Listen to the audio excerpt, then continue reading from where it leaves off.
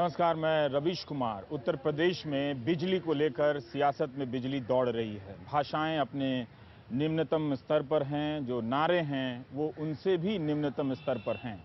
लेकिन बिजली कितनी है उत्तर प्रदेश में, इस पर लेकर कोई ठोस बहस अभी तक नहीं हुई। तो हमने इंटरनेट पर जाकर कुछ सर्च किया तो वहाँ से पता चला कि कोई वसुधा फाउंडेशन है जिसकी एक रिपोर्ट है वहाँ पर, जो बताती है कि 31 अगस्त 2013 तक भारत के 5,91,732 गांवों में से 5,60,552 गांवों में बिजली पहुंचा दी गई है। यानी 94.4% गांवों में अगस्त 2013 में बिजली पहुंचा दी गई थी। अब पीसी मैथानी साहब हैं, ये एक आईएएस अफसर हैं। इन्होंने सेज पब्लिकेशन से किताब लिखी है, achieving universal energy access in India. इस किताब को पढ़ते समय एक और वसुधा फाउंडेशन से आगे की जानकारी मिलती है, लेकिन मिलती जुलती है। पीसी मैथानी साहब लिखते हैं कि 31 जनवरी 2014 तक भारत में 8 ऐसे राज्य थे जहां 100% बिजली पहुंच गई थी। आंध्र प्रदेश, तमिलनाडु, केरल, पंजाब, गोवा, हरियाणा, केरल इनमें से आते हैं। उत्तर प्रदेश और बिहार, उत्तर प्रदेश में 88.9% गांवों में बिजली पहुंची थी, बिहार में 90% से 94% से ज़्यादा, गुजरात में 98% से ज़्यादा। 31 जनवरी 2014, ये तब इस योजना का नाम था राजीव गांधी ग्रामीण विद्युतीकरण योजना, जिसे बदलकर दीनदयाल उपाध्याय ग्रामीण योजना इसका नाम कर दिया गया। अब उत्तर प्रदेश में 97,700 के कुछ करीब गांव हैं, जिनमें से ये वसुधा फाउंडेशन की इंटरनेट पर रिपोर्ट है कि 31 अगस्त 2013 तक 87,086 गांवों में बिजली पहुंच गई थी।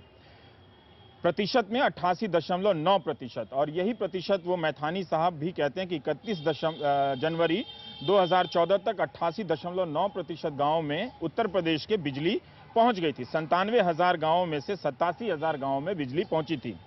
अब एक बयान मिलता है पीयूष गोयल, जो ऊर्जा मंत्री है केंद्र के, कि 2014 से 16 के बीच में इन्होंने 1364 उत्तर प्रदेश के गांवों में बिजली पहुंचाई है। 2012 से 14 के बीच इनका आरोप है कि सिर्फ 3 गांवों में बिजली पहुंची है। अब आप देखिए कि 2013 तक उत्तर प्रदेश के 87,086 गांवों में बिजली पहुंच गई थी। इसका जिक्र बिजली मंत्री पीयूष गोयल नहीं करते, लेकिन ये बताते हैं कि 3 गांवों में बिजली नहीं पहुंची। अब एक केंद्र सरकार की वेबसाइट है जहां हम गए, उसका नाम है garv.gov.in, garv.gov.in। इसके हिसाब से भी उत्तर प्रदेश में कुल गांवों की संख्या 97,813 है, जिनमें से सिर्फ 224 गांवों में बिजली नहीं पहुंची है। ये आंकड़ा बता रहे हैं 2016-17 तक का आंकड़ा बता रहे हैं, और कह रहे हैं कि 2016-17 के दौरान 159 गांवों में बिजली पहुंचा दी गई। तो 224 गांवों में बिजली नहीं पहुंची, 159 गांवों में बिजली पहुंचा दी गई। 53 गांवों में आबादी नहीं है, 12 गांवों में और बिजली पहुंचानी बाकी है। garv.gov.in, जो मैंने इंटरनेट से डाउनलोड किया, इसका स्क्रीनशॉट आप स्क्रीन पर भी देख रहे होंगे, उसके हिसाब से अब हिंदू अखबार ने कुछ 2015 में एक पड़ताल की कि जितनी ऐप के हिसाब से, भारत सरकार के ऐप के हिसाब से यूपी के जिन गांवों में बिजली पहुंचने का दावा कर दिया गया है, उनमें से बहुत से ऐसे गांव थे जहां बिजली पहले से पहुंच गई थी। बहुत से ऐसे गांवों का भी नाम था जहां बिजली नहीं पहुंची थी, जिसे बाद में करेक्ट किया गया। स्क्रॉल जो .in जो वेबसाइट है, वो 24 अगस्त 2016 को उसकी एक रिपोर्ट है कि जब वो जाकर पड़ताल करती है कि जिन 10,000 गाँवों में बिजली पहुंची है नई, उनमें से 90% गाँवों में बिजली की आपूर्ति नहीं है। तो 3 बातें हैं कि बिजली का पहुंचना, एक गांव में बिजली पहुंच गई, वो देखना। तो उसके हिसाब से भारत की कामयाबी अब काफ़ी ठीक ठाक है, बल्कि 31 जनवरी 2014 के हिसाब से कई ऐसे राज्य थे जहां 100% बिजली पहुंच गई थी। अब देखना है कि क्या उस गांव के सभी घरों में बिजली पहुंची। अब यह देखना है कि बिजली पहुंची तो क्या बिजली पहुंच रही है। चौथी बात हमें ये देखना है कि उत्तर प्रदेश के लोग या भारत के गरीब इलाकों के लोग क्या बिजली का बिल देने के लिए सक्षम हैं। ये वही बता सकते हैं कि उनके गांव में बिजली आ रही है या नहीं आ रही है। बहरहाल, आज उत्तर प्रदेश के मुख्यमंत्री अखिलेश यादव ने अमिताभ बच्चन से कहा है कि जो सदी के महानायक हैं वो गधों का प्रचार ना करें। तो भाषा की शालीनता अखिलेश के भाषण में टूटती है। पहले हम चाहते हैं कि अखिलेश का ये भाषण सुनें, और आप इस बात को ध्यान में रखें कि उत्तर प्रदेश का जो चुनाव है वो अब उसमें मुद्दा समाप्त होते जा रहे हैं और भाषा के स्तर पर जैसे जैसे मतदान के चरण पूरे हो रहे हैं वैसे वैसे हमारे नेता भाषा के स्तर की सीढ़ियां नीचे उतरते चले जा रहे हैं। इससे आप मतदाताओं पर क्या असर पड़ता है, यही बेहतर आप बता सकते हैं। टीवी के स्टूडियो में नैतिकता को लेकर इसकी क्या बहस की जाए। आपको पता है नेताओं के भाषण, अब फिर उसका पुराना इतिहास निकाला जाएगा, उन्होंने ये कहा, हमने ये कहा, सब एक दूसरे से के आधार पर अपने गलत को सही ठहराने का प्रयास करेंगे। तो पहले आप अखिलेश यादव का ये बयान सुनिए आज, फिर हम दूसरी बात करेंगे। हम इस सदी के सबसे बड़े महानायक से निवेदन करेंगे कि अब आप गुजरात के गधों का प्रचार मत करिए। और जिन्होंने ऐड देखा होगा वो जानते होंगे। बताओ कहीं गधों का भी प्रचार होता है क्या? अगर गधों का प्रचार होने लगा तो कैसे काम चलेगा? तो बताओ, गुजरात के लोग तो गुजरात के गधों का भी प्रचार करवा रहे हैं और हम पे आरोप लगा रहे हैं कि हमने कब्रिस्तान और केवल उनके लिए काम किया है। राजनीति में आक्रामकता जायज है, लेकिन क्या शालीनता बिल्कुल जायज नहीं है? गधों का प्रचार से क्या मतलब है, ये सोचना चाहिए और इस पर सख्त बहस होनी चाहिए। उसी तरह से इस बात पर भी सख्त बहस होनी चाहिए कि रमज़ान में बिजली आती है तो दिवाली पर भी बिजली आनी चाहिए। इसका क्या मतलब है? क्या विकास के मुद्दे कम पड़ गए? क्या नोटबंदी के मुद्दे कम पड़ गए? क्या तमाम उपलब्धियां कम पड़ गई? क्या लाखों लोगों को दी गई नौकरियों की संख्या कम पड़ गई कि बिजली का भी एक तरह से हिंदू और मुसलमान में बंटवारा हो रहा है? तो ये भाषा आप देखिए, कब्रिस्तान, रमज़ान, दिवाली, होली का जिक्र क्यों आ रहा है बार बार प्रधानमंत्री के भाषण में? क्या वो अपना धीरज और संयम खो रहे हैं, जिसके जवाब में अखिलेश यादव ने खोया? तो आप प्रधानमंत्री को भी बोलते देखिए और अखिलेश यादव को तो आपने सुना ही, और इस भाषा को सुनते हुए सोचिए कि इससे आपका क्या भला हो रहा है। भाइयों बहनों, गांव में अगर कब्रिस्तान बनता है तो गांव में स्मशान भी बनना चाहिए। अगर रमजान में बिजली मिलती है तो दिवाली में भी बिजली मिलनी चाहिए। अगर होली पे बिजली मिलती है तो ईद पर भी बिजली मिलनी चाहिए। भेदभाव नहीं होना चाहिए। सरकार का काम है भेदभाव मुक्त शासन चलाने का। किसी के साथ अन्याय नहीं होना चाहिए। धर्म के आधार पर तो बिल्कुल नहीं होना चाहिए। जाति के आधार पर बिल्कुल नहीं होना चाहिए। ऊंच नीच के आधार पर बिल्कुल नहीं होना चाहिए। नेताओं के भाषण में मुद्दे कितने हैं और नारे कितने हैं, इस पर आप चर्चा करते रहिए। लेकिन हम आए हैं जंतर मंतर, जहां पर ये गाड़ियां देख रहे हैं आप, ये ओला और उबर नाम की कंपनियां हैं जब देश के कई इलाके में प्राइवेट टैक्सी चलाती हैं। इनके ड्राइवर लोग हड़ताल पर हैं, तो हम उनसे बात करने के लिए यहाँ आए हैं। पर इन गाड़ियों को देखते हुए मैं दो बातें अपनी तरफ से उठाना चाहता हूँ कि बड़ी संख्या में शहर के हर कोने में ऐसी गाड़ियाँ सार्वजनिक स्थलों पर खड़ी रहती हैं, तो इसका पार्किंग और इसकी जो राजस्व का नुकसान है एक तरह से और जाम है, वो कौन देखेगा? दूसरी बात यह है कि इससे जो परिवहन व्यवस्था में बदलाव तो आ रही है, क्रांतिकारी बदलाव है, लेकिन वो बदलाव जिससे बसों के ज़रिए आना था, जिसमें सड़क पर परिवहन के बोझ को कम करना था, वो बदलाव नहीं आया। पर ये मेरी तरफ से टिप्पणी है कि किसकी कहने पे, किसकी इजाज़त से ये गाड़ियाँ जहाँ तहाँ लगी होती हैं। तो हम फिर अब बहस करते हैं। आप कहाँ हैं? आप तो ये सारे लोग 8-9 साल से, आप बनारस से आए हैं? तो क्या चलाते हैं, कौन सी गाड़ी चलाते हैं? सर मैं ओला की गाड़ी चला रहा हूँ। ओला की गाड़ी चलाते हैं। तो कहाँ से लोन लेके खरीदे आप? महिंद्रा फाइनेंस से खरीदा आप? अच्छा। और सर आपको सर मैं एक चीज़ दिखाना चाहता हूँ सर। हाँ। ये देखिए, मैं बनारस में हाँ। प्राइवेट जॉब करता था। अच्छा, कितना कमाते थे? 25,000 रुपये महीने कमाता था। अच्छा, ठीक है। तो ओला ने हमको ये लेटर दिया था, ये हाँ। आप देख लीजिए। हाँ। 1,00,000 1.5 लाख रुपए महीने कमाने के लिए बोला। अच्छा। ये ओला ने, ये देखिए ओला का बना हुआ है, उसमें उबर लिखा हुआ है। आप ओला का नाम? हाँ, उबर ने 1.5 लाख रुपए महीने कंपनियां एक दूसरे से। हाँ। तो ये हमको 1.5 लाख रुपए महीने कमाने के लिए बोला। तो मैंने क्या किया कि मैंने अपनी बीवी के जेवर गिरवी रखे और वो आज भी रखे हुए हैं, मैं छुड़ा नहीं पाया हूँ। ठीक है। गाड़ी चलाया आप? है जी। आप बनारस में मिले थे हमसे? हाँ जी, हाँ, आपसे बनारस में मुलाकात आपसे हुआ था। गाड़ी चला रहे थे? जी हाँ, बनारस में भी सारनाथ गया था मैं। सारनाथ आपके साथ में गया था। तो वहाँ पे क्या हुआ कि मैंने गाड़ी खरीद रखी और वहाँ पे चलाई। चलाने के बाद में जब मैं यहाँ पे ये आज तो अब हमारी क्या हुआ? अभी अब कौन सा पर्ची निकाल रहे अब पर्ची के मैं निकाल रहा हूँ, ये हमारा महिंद्रा से फाइनेंस है हमारा। हाँ, और ठीक है। आज ओला उबर की वजह से हमारी 7 किस्तें हमारी बाउंस चल रही हैं। 7 किस्तें चल हाँ, रही हैं। ये खाता नंबर ये था, नोट कर लीजिए आप। नहीं, ये नोट नहीं करेंगे। तो आप ये जरा समझाइए कि हाँ आपने कितने % पे ब्याज पे गाड़ी खरीदी? 1.5 लाख रुपया महीना कमाने के लालच? 1.5 लाख रुपए महीने कमाने के और इससे लालच पहले दिया। कितने की नौकरी आपने छोड़ी? 25,000 रुपए महीने की नौकरी। 25,000 रुपये की नौकरी छोड़ के आप 1.5 लाख रुपया महीना नौकरी को, अभी कितना कमाते हैं? अब सर तो बिल्कुल ही नहीं कमा पा रहे गाड़ी नहीं, के सही लिए। सही बताइएगा, मैं क्योंकि सर क्या होता है कि हम लोग धारणा से बोलते हैं। बिल्कुल सर, कंपनी के उसका पास सर भी मेरे पास रिकॉर्ड सारे- होता है ना, सारे कंपनी सबूत वालों का है पक्ष सर। नहीं है सर, इसमें। बिल्कुल सर, एक सेकंड। एक एक सेकंड। सेकंड। मेरे पास आप जो सबूत बोल है। रहे हो वही बोलो। सर मेरे कितना पास कमाते सबूत हो? है, मैं इतना कमा रहा हूँ, 7 किस्त हमारी बाउंस है सर।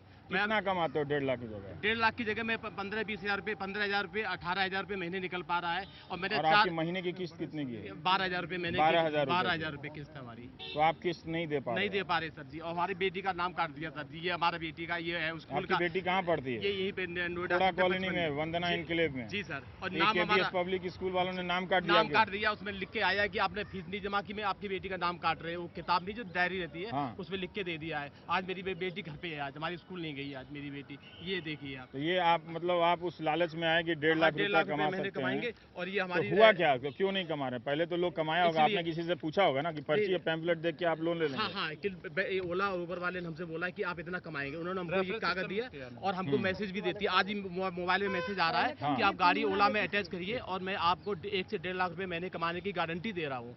ये देखिए, इसमें आज भी गारंटी मैसेज लिखा आता है हुआ आप लोगों को? है। हाँ जी, हाँ जी, ये देखिए सर, गारंटी लिखा हुआ ये है? गारंटी लिखा हुआ कहाँ है, लिखा ये हुआ है? गारंटी रोजाना नियमित गारंटी लिखा मिनिमम हुआ है। गारंटी कितना है? 4,500 रुपया। हाँ, 7 रुपए, 4,500 रुपए। एक सेकंड, 4,500 एक गारंटी लिखा हुआ कमा है। लेते हैं आप लोग? सर 4,500? नहीं सर, नहीं कमा पा रहे सर 132 रुपए मैंने गाड़ी चलाई उस दिन, 9 बुकिंग किया तो हमको हाँ। 132 रुपए मेरी कमाई हुई। 9 बुकिंग करके मैं आप 132 रुपये कमाए? 132 रुपए कमाए हैं पैसे। आप कैसे क्या करते थे आप? सर मैं जो अपनी क्या नाम है कंपनी चला रहा था, एडवर्टाइजिंग कंपनी थी। अच्छा। उसमें मेरी पार्टनरशिप में कंपनी थी, तो उसका शेयर काट कूट के मेरे को 40-45 हज़ार रुपये महीना पड़ता था। ठीक। तो फिर यहाँ से मेरे को बाई चांस मेरे पास कमर्शियल लाइसेंस था, तो मेरे पास पता नहीं कहाँ से ओला उबर के पास मेरा रेफरेंस पता चला कि ये हाँ। बंदे के पास में कमर्शियल लाइसेंस मैंने है। आपका मुद्दा जरूरी है कि सेल्फी जरूरी है? तो सर वो मेरे पास मेरा इनको पता नहीं कंपनी को पता चला कि इसके पास कमर्शियल लाइसेंस है बंदे के, हाँ। और मैं मेरिट से बिलोंग करता हूँ। हाँ। तो वहाँ पे मैसेज आया कि आप 1.5 लाख रुपए, 1 से 1.5 लाख रुपए महीना कमाएंगे, हाँ। और आप हमारे पार्टनर तो बनिए। आपने क्या किया? मैं सर क्या नाम है इनको उस पर मैंने मालूम करा कि क्या है, तो नीचे लिखा था ओला। मैं गया ओला वालों के कहाँ पे ऑफिस, भाई मैं 50,000 रुपये कमा रहा हूँ, 45,000 रुपये कमा रहा हूँ। मैंने कहा 1.5 लाख रुपये मिलेंगे, इससे बढ़िया कोई बात ही नहीं है। मैं इनके ऑफिस में गया, उन्होंने कहा कि आप हमारे ऑफिस में आ जाओ। मैं यहाँ गुड़गांव में गया इनके ऑफिस में। गुड़गांव में जाने के बाद इन्होंने मेरे से बोला कि वो हम आपको 1.5 लाख रुपए कमाएंगे, गाड़ी भी हम आपको दिलवा रहे हैं, आपको कुछ नहीं करना, आप लाइसेंस दिखाओ। मैंने लाइसेंस दे दिया अपना, ये रहा मेरिट का। मेरे गाड़ी उन्होंने दी अपनी तरफ से? उन्होंने नहीं दी, उन्होंने बोला कि हम आपको एक लेटर, कंफर्ट लेटर बोलते हैं उसे, हाँ। वो उन्होंने बनाया मेरा नाम लिख के। और वो मारुति का एक बंदा वहीं, इन्होंने मारुति वालों को बुलवा रखा था, कैंप लगा रखा था। मारुति वालों को बुलवा के बोले कि ये बंदा है, इसको आप गाड़ी दे दो और इसकी फॉर्मेलिटी तो करवा शुरू दो। में आपने कितना कमाया? मैंने सर 1.25 लाख रुपए तो उसमें डाउन पेमेंट में उन्होंने मेरे से जमा करवाया।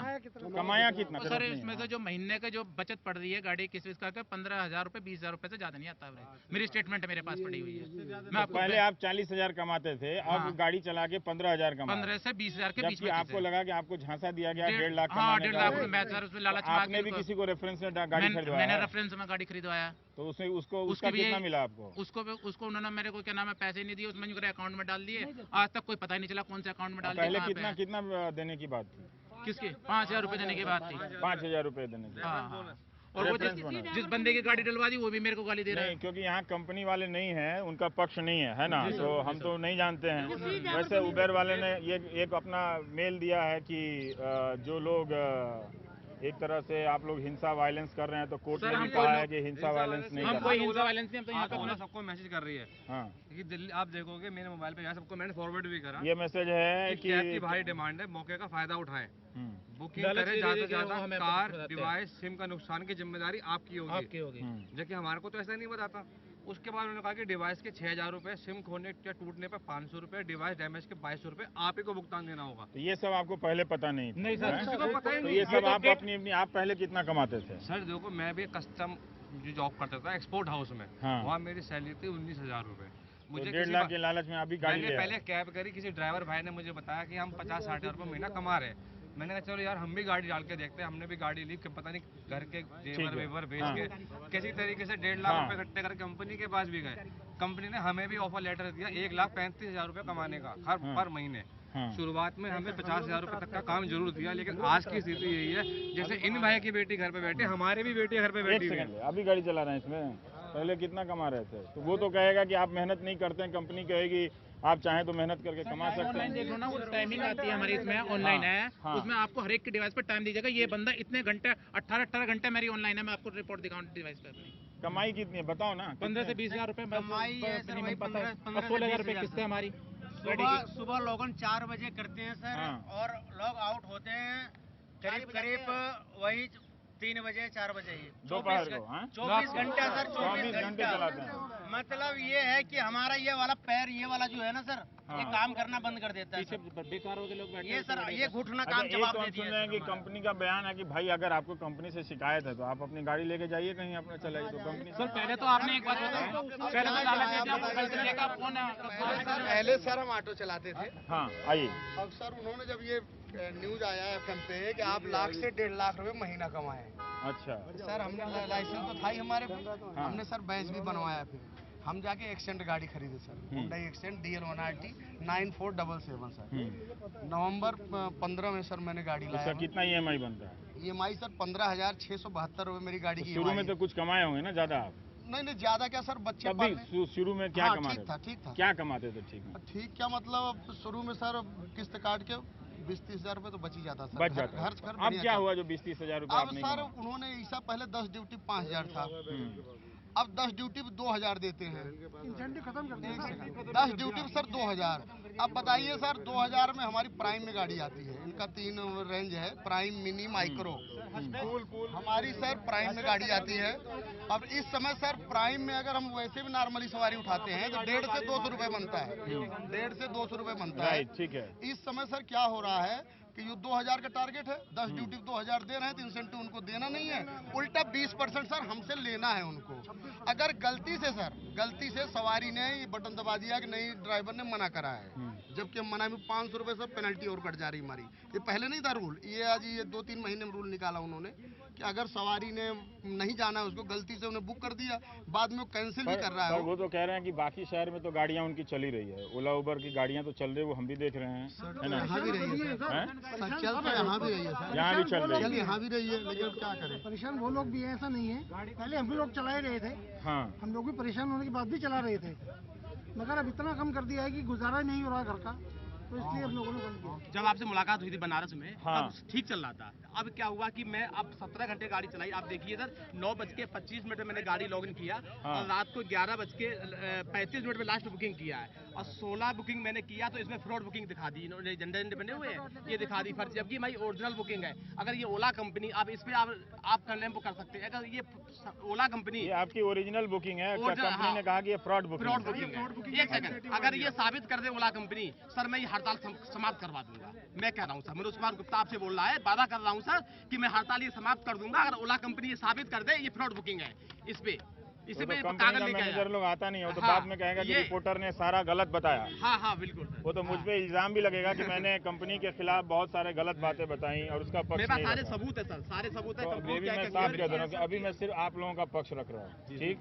कंपनी का पक्ष होगा, अगर वो आ जाएंगे तो उनका भी रख लेंगे, आज नहीं कल रख लेंगे। उबर क्या है कि हर 1 घंटे में प्लान चेंज करती है सर।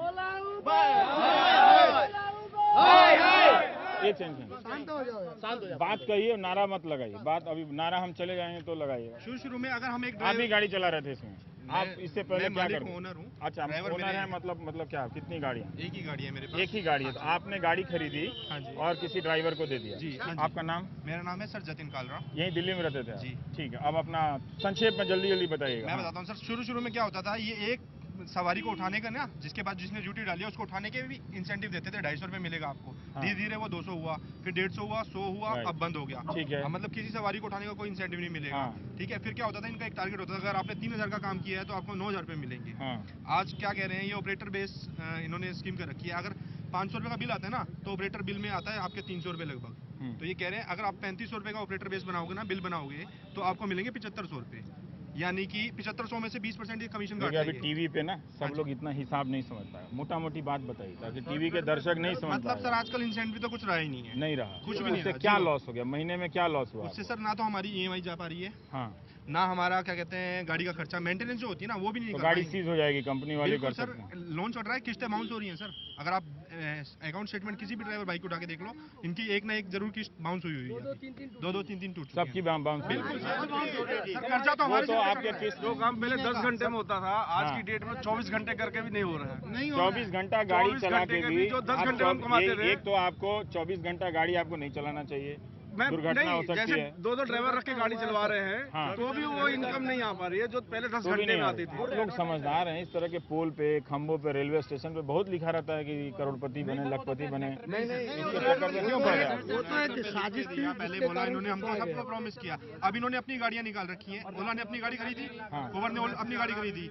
हम यहाँ पे खड़े हैं, ड्राइवर मतलब कोई कस्टमर है वहाँ से बुक कर रहा है, यहाँ से गाड़ी बुक नहीं होगी, बुक वो 3 किलोमीटर दूर से आएगी गाड़ी ओला वालों की। सबसे पहले ड्यूटी उनको मिल रही है, हमको ड्यूटी नहीं मिल रही। हमारे पास काम ही नहीं है सर, 4 घंटे खाली रोड पे धूप में, बताना गर्मियों में कैसे जाएगा। ड्राइवरों को 4 लाख की गाड़ी और ड्राइवरों को 10-10 लाख की पड़ रही है किस्त दे करके, जो ओला उबर से गाड़ी ले रहे हैं। तो पहले काम उनको देंगे, क्योंकि 500-600 रुपए तो किस्त के अलग से ले रहा है उनसे, प्लस कमीशन ले रहा है। खराब है जो उनसे गाड़ी लेके चला रहे हैं। कितने ड्राइवर लोग हैं आप लोग यहाँ पर? संख्या में कितने लोग हैं? आप लोगों ने अपना यूनियन बनाया जब आपने, तो कंपनी वालों से तो बातचीत होती होगी ना भाई। कंपनी वाले ही नहीं आ रहे बात करने को। आज हम लोग ड्राइवर को हड़ताल करते हुए आज कितना 13 के 14 दिन हो गए ना, 14 दिन हो गए। 14 दिन में आज हम लोग की स्थिति इस तरीके से हो गई है कि हम लोग एक खाने से मोहताज हो चुके हैं, लेकिन हमारी कोई भी सुनवाई नहीं हो रही है ना। कोई भी सुनवाई से मतलब किसको सुनना चाहिए?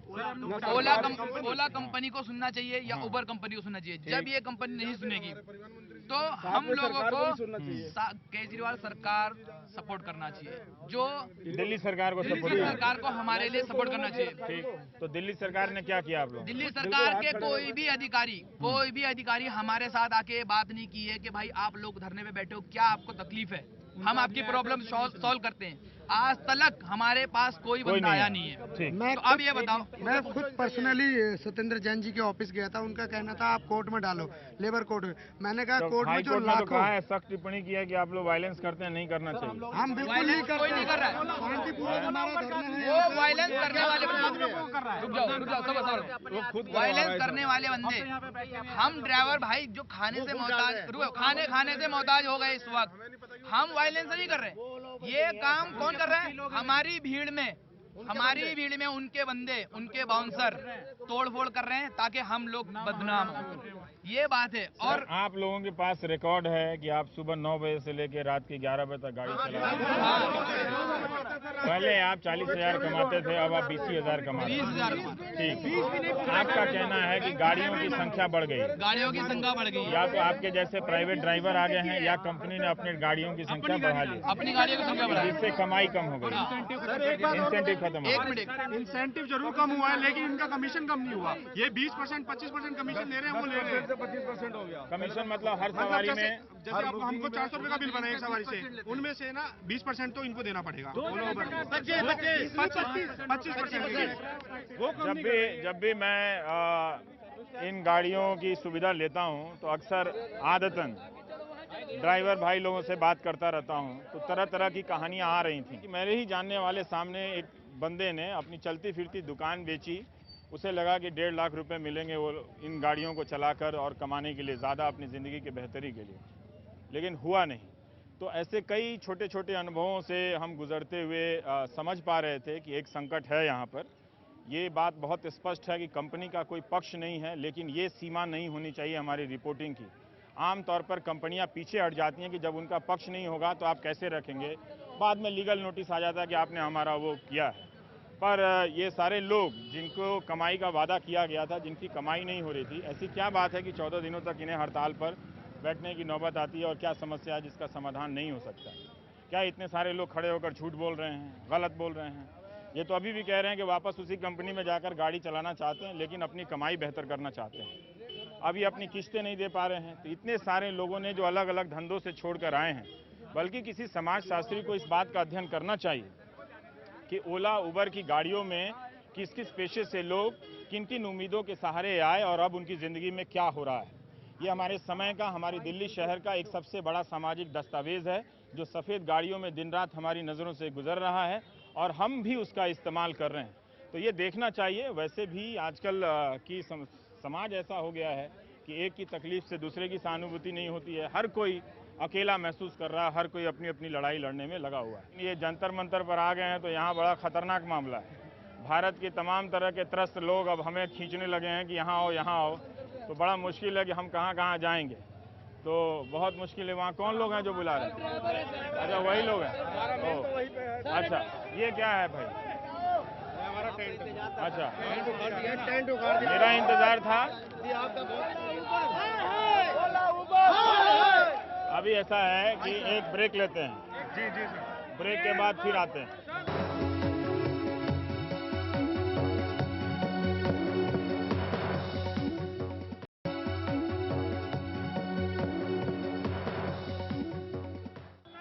सर आपसे बहुत उम्मीद है हमारी।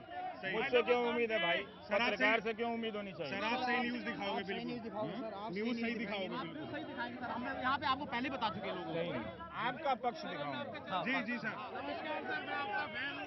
मैं भी एक छोटा सा ड्राइवर हूँ। मैं चाहता हूँ आप वहाँ पे आके थोड़ा सा बात करें। मैं रिपोर्टिंग करने आया हूँ। मैं नेता थोड़ी है, क्या भाषण देने आया हूँ? रिपोर्टर पहले भी बहुत आए, आते रहे, लेकिन कोई दिखाता नहीं है। अरे बाप रे, यहाँ पे बहुत से रिपोर्टर आए। क्या नाम हुआ आपका? अमर सिंह। अमर सिंह, अच्छा। ये आप लोगों ने जो यूनियन बनाया है, इसके कितने मेंबर हैं? इसमें 13 मेंबर है टोटल। हम 13 गवर्नर बॉडी के मेंबर हैं। ये जो बता रहे हैं 13 गवर्नर ये बता रहे हैं। हाँ। और आज हमारे साथ 10,000 अभी तक हमारे साथ रजिस्टर्ड ड्राइवर हैं। अच्छा। और 2 लाख हम ड्राइवरों की जनसंख्या है। ओला उबर के 2 लाख लोग हैं। आपने भी अपनी गाड़ी खरीदी है? हाँ जी, अपनी। कब खरीदी थी आपने? मेरे को 1 साल हो गया लिया। 1 साल हो गया। तो 1 साल पहले आपने जो गाड़ी खरीदी तो उसका कितना किस्त था और कितनी कमाई हो रही थी? मेरी डेटसन गो है गाड़ी निशान की। हाँ। और कंपनी में एडवर्टाइज दिया था कि आपको 1 लाख सवा लाख रुपए महीने का इनकम होगा, हमारे साथ गाड़ी जोड़ो, आपको फाइनेंस भी मदद करेंगे, ये करेंगे।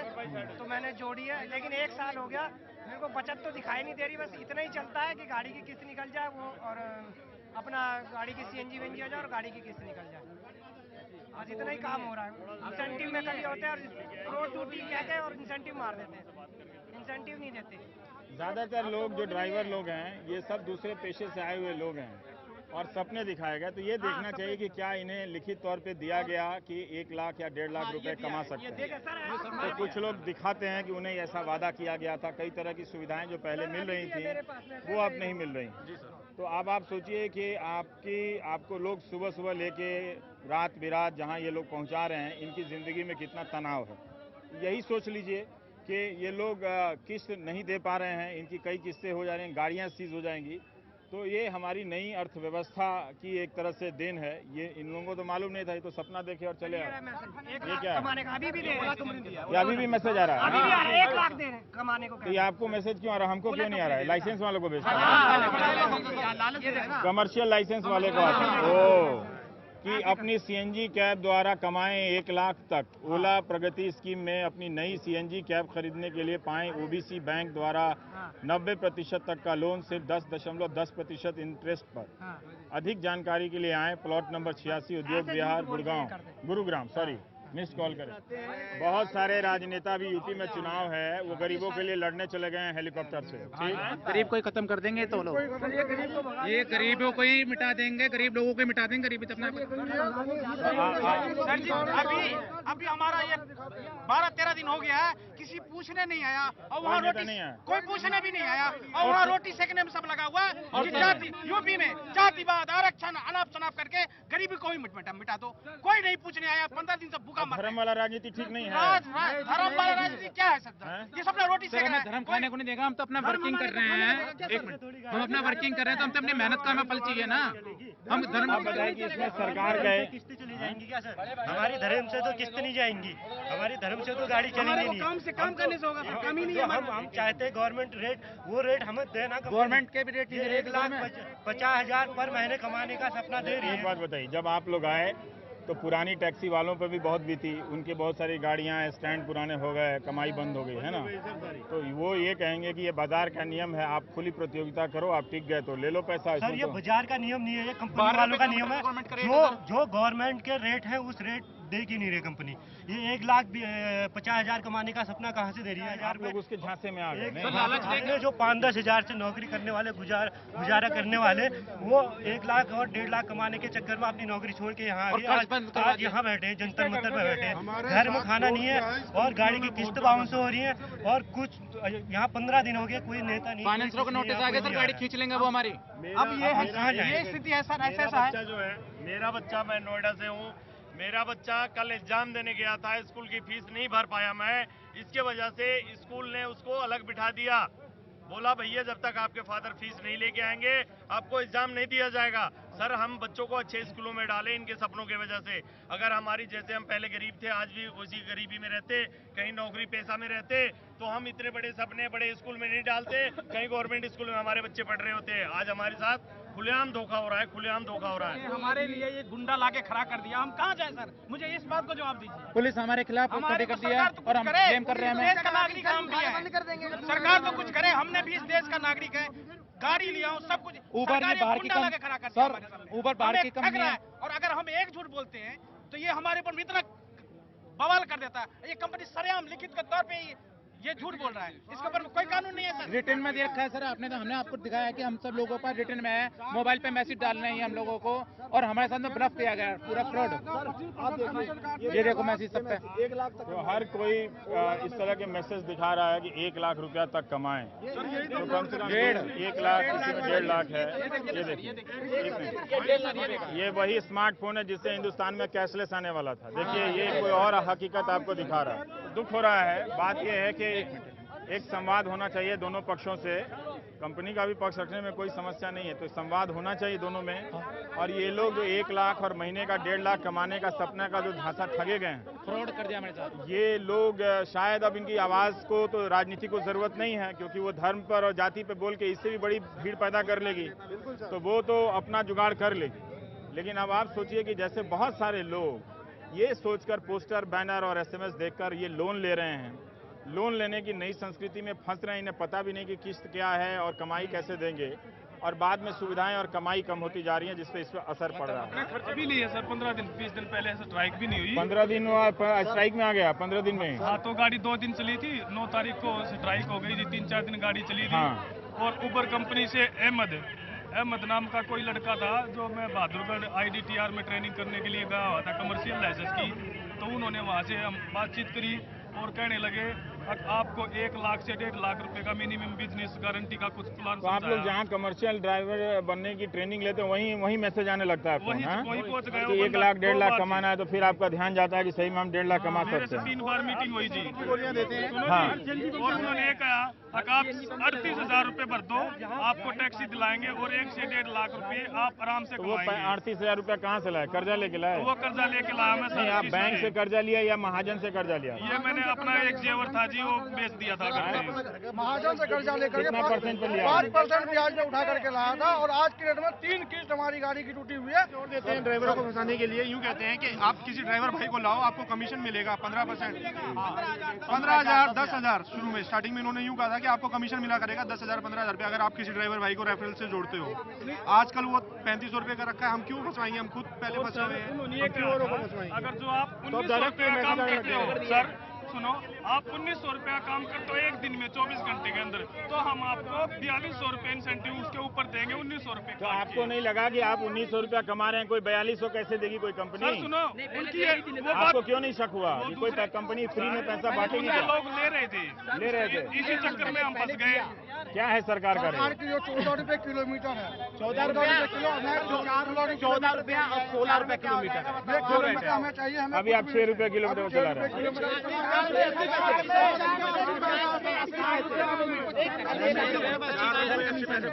ये है सामाजिक तनाव, हकीकत नहीं दिखती है, पता नहीं कितनी दिखेगी। इसमें सरकार की भी गलती है। सरकार आज की डेट में आप देख लो, दिल्ली में इतनी गाड़ियां हो गई, इतनी गाड़ी हो गई, लेकिन फिर भी नई गाड़ी को रजिस्ट्रेशन होती जा रही है, उससे आपकी कमाई कम हो गई है। कमाई कम हो रही है, दूसरा कमाई भी कम हुई है और आप लोग जो सड़क के किनारे गाड़ियां लगाते हैं सफेद ट्रैफिक बढ़ गया और ट्रैफिक बढ़ गई है और पब्लिक स्पेस जो सड़क का स्पेस कम हो जा रहा है। जी सड़क पर तो कम से कम कुछ नहीं तो सरकार को और सारे ट्रैफिक विभागों को जितनी भी गाड़ियां सड़क के किनारे लगी हैं उस पर एक्शन लेना चाहिए। एक्शन भी लेना चाहिए, नहीं तो पार्किंग टैक्स लेना चाहिए। ये सुझाव आपको बुरा लगेगा लेकिन मैं बोल रहा हूँ, लेकिन आपकी समस्या जो है उस पर होना चाहिए, गाड़ियों की जो नई रजिस्ट्रेशन वो बंद होनी चाहिए। इनका समझिए इनकी लाचारी, ये सारे लोग एक तो अर्थव्यवस्था, उसकी बारीकियां, लोन, उसके जो कंडीशंस होते हैं, ये कौन पढ़ता है कौन समझता है। तो इन्हें इतनी छूट देनी चाहिए कि ये अच्छे लोग हैं और इनको एक तरह से जो सपना दिखाया गया वो पूरा नहीं हो रहा है।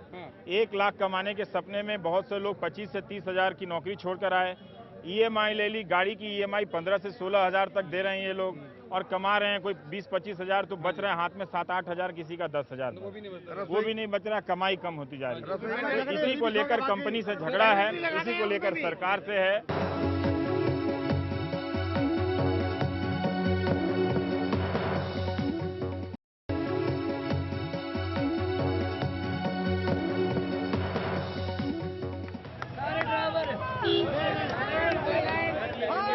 अभी जंतर मंतर में प्रोटेस्ट हो रहा है। अभी सुशील महापात्रा ने बताया कि नवंबर 2015 में ब्राजील में भी प्रोटेस्ट हुआ और तब वहाँ प्राइवेट ड्राइवर उबर के खिलाफ प्रोटेस्ट कर रहे थे। ये एक अंतर्राष्ट्रीय कंपनी का एक नेटवर्क है ये लोग। फिर पुर्तगाल में हुआ है, इंडोनेशिया में हुआ है, कनाडा, जर्मनी में भी हुआ है, अलग अलग मसले रहे हैं। यहाँ पर हमारे साथ कुछ ड्राइवर हैं जो अभी गाड़ी चला रहे हैं और उनसे पूछते हैं क्या सच में ये जो स्ट्राइक है ये जायज़ है और नुकसान हो रही है। क्या आप बताइए कि जो स्ट्राइक वहाँ पर है वो जायज़ है? सर जायज़ तो स्ट्राइक है ही सर, क्योंकि उनका हम 6 रुपये किलोमीटर रेट दे रही है ओला उबर दोनों, तो उसके लिए हमको कुछ बचता नहीं है, कुछ भी इंसेंटिव भी कुछ नहीं मिल रहा है। सर जायज़ है। और आपकी जो मांग है वो जायज़ है? जी सर बिल्कुल जायज़ है सर, क्योंकि हमारा किस्त भी देना पड़ता है सर, गाड़ी का किस्त है, घर का खर्चा है, स्कूल बच्चे इसको भी करना है सर। सारा पूंजी इसमें लगा दिया गाड़ी में सर। अब पैसे मिल रहे 6 रुपये प्रति मीटर दे रहे हैं सर ऊबर वाले, और उसमें हो नहीं पा रहा हम लोग किसी का भी काम। आप बता सकते हैं कि जो स्ट्राइक है क्या वो जायज़ है? जी सर जायज़ है। क्यों, आपका क्या नुकसान हो रहा है? सर नुकसान यही है कि आजकल काम आ नहीं रहे हैं और इतनी कैब्स हैं, नंबर ऑफ कैब्स बहुत ज़्यादा हो चुकी हैं, जिसकी वजह से आजकल काम बहुत कम है। आज मैं सुबह 5 बजे से काम कर रहा हूँ, आप देख ही रहे हैं। अभी तक मेरी 14 राइड्स हुई हैं और अभी भी वो अनकम्प्लीट हैं, 12 घंटे से ऊपर हो चुके हैं, जिसमें पहले इन्होंने बोला था कि 10 से 12 घंटे आप लॉग इन रहिए, आपका सारा काम कंप्लीट हो जाया करेगा, जो कि पहले हुआ करता था, लेकिन अब नहीं हो पा रहा है। तो पहले 12 घंटे में आप कितना कमा लेते थे और आज कितना इसका डबल हो जाया करता था सर। 25% कमीशन बहुत ज़्यादा है। अच्छा। और कैंसिलेशन फीस जो ये ले रहे हैं वो गलत है।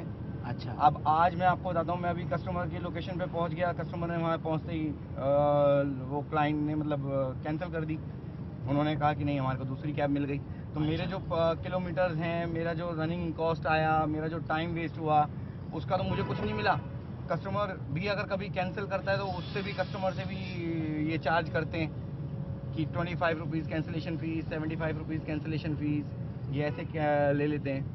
जैसे आपने देखा, सुशांत कह रहे हैं कि स्ट्राइक जो है वो अपनी जगह पर सही है और ये गाड़ी इसीलिए चला रहे हैं कि इनको अपने ईएमआई देना है। अगर ये गाड़ी नहीं चलाएंगे तो अपने ईएमआई नहीं दे सकते और इनका ये भी कहना है कि जो स्ट्राइक के जरिए जो मांग की गई है वो मांग पूरा होना चाहिए। आप देख रहे थे प्राइम टाइम, नमस्कार।